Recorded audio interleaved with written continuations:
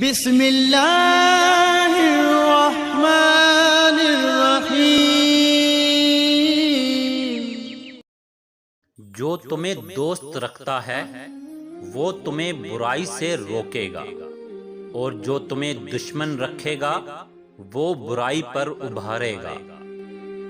جس چیز کو تم نہ سمجھ سکتے ہو اور نہ حاصل کر سکتے ہو اس کے درپے کیوں ہوتے ہو؟ وقت آ گیا ہے کہ مومن سچائی کی راہ میں بے چین ہو کر نکل پڑے اور اپنا سب کچھ اللہ کی راہ میں قربان کر دے۔ شیطان کربلا میں کھڑا حضرت امام حسین کا آخری سجدہ دیکھ رہا تھا کہ اچانک آسمان کی طرف دیکھا اور کہا، تیری خدائی کو غور سے تو آج دیکھا ہے، کہاں معلوم تھا کہ نور عالم ایسے ہوتے ہیں۔ اے خدا، سجدے سے انکار بھی نہ کرتا میں، اگر مجھ کو پتا ہوتا کہ انسان ایسے ہوتے ہیں۔